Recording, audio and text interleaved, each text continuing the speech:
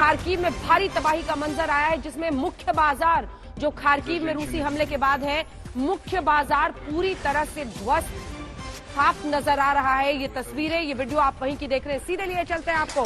श्वेता सिंह हमारी सहयोगी इस वक्त कीव से हमारे साथ जुड़ रही है। श्वेता, अब जो तबाही का मंजर खार्किव में दिख रहा है, वो अब धीरे धीरे कीव के आसपास पहुंच रहा है। जो आसपास के इलाके हैं, इरपिन और तमाम ऐसे इलाके, वहां पर भारी तबाही की रूस की सेना मचा रही है।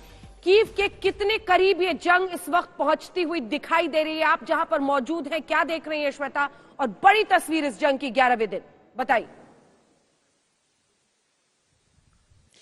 अंजना, देखिए, कीव को लेकर जितना रूस की तरफ से दावे हुए थे, और 5 दिन देख लीजिए जब से हम ये कह रहे हैं कि घेराबंदी चल रही है कीव की, लेकिन उसके बाद निकलकर कुछ आ नहीं रहा है वहां से। आखिर क्यों?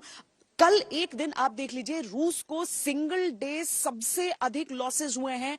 हवाई जंग जो वो अपने हेलीकॉप्टर्स को लेकर आता है, अपने फाइटर प्लेन्स को लेकर आता है, उसमें सबसे ज्यादा लॉसेज उसे एक दिन के अंदर, जिसमें कि 3 जेट्स बताए जा रहे हैं, हेलीकॉप्टर्स बताए जा रहे हैं, कुल मिलाकर 8 आप इसकी संख्या समझ लीजिए। 2 Su-35, 2 Su-34, 2 Su-25, साथ में 3 हेलीकॉप्टर्स, 1 यूएवी, और ये सारी कुछ मिलाकर कुल संख्या हो जाती है 8।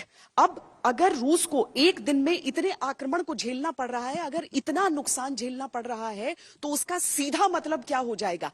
केवल एक दिशा की जो खबरें निकल रही हैं कि तबाही कितनी हो रही है, चाहे वो यूक्रेन की तरफ से बता दिया जाए उसे, या फिर रूस की तरफ से उसका दावा किया जाए, लेकिन अगर एक दिन में इस चीज का कॉन्फर्मेशन हो जाता है, इसका मतलब है कि रूस को बहुत ज्यादा दिक्कतें आ रही हैं। रूस को बहुत ज्यादा एक तरह से मुकाबले का सामना करना पड़ रहा है।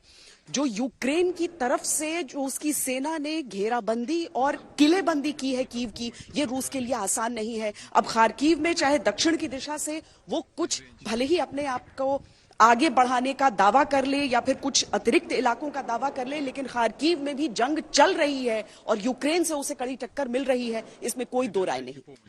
कीव को लेकर इस वक्त क्या स्थिति है? कीव को लेकर, और अगर व्लादिमीर पुतिन की स्ट्रैटेजी को समझा जाए, कुछ देर पहले उन्होंने कहा है कि हम सही रणनीति से चल रहे हैं, हम कीव को चारों तरफ से घेर रहे हैं, क्योंकि आखिरकार तो ये कीव के कब्जे की ही लड़ाई होगी। श्वेता,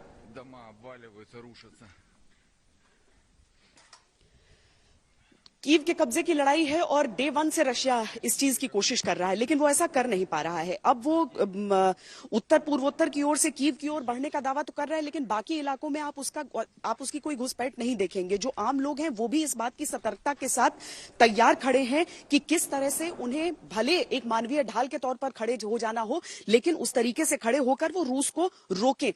हर जगह अगर आप कीव पूरा शहर देख लें, अंजना, कुछ देर में मैं वो तस्वीरें आपके सामने रखूंगी, जहां पर हर एक जगह वो अवरुद्ध लगे हुए हैं, वो बैरियर्स लगे हुए हैं, जिसकी वजह से अगर एक पूरा का पूरा कैवलकेड आगे बढ़ने की कोशिश करता है तो उसके लिए संभव नहीं होगा। अगर पूरी की पूरी सेना आगे बढ़ने की, कॉलम आगे मार्च करने की कोशिश करेगी तो ऐसा संभव उसके लिए नहीं होगा।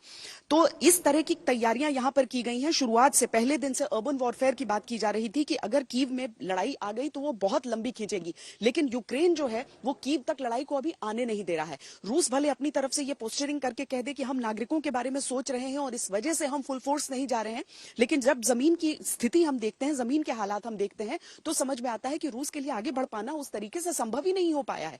वरना रूस जैसी शक्तिशाली सेना क्यों नहीं रौंद देती वो यूक्रेन को, लेकिन उसके लिए ये हो ही नहीं पा रहा है। वो बहुत नजदीक तक तो आती है, लेकिन वहां पर अपनी घेराबंदी बनाकर बैठती है।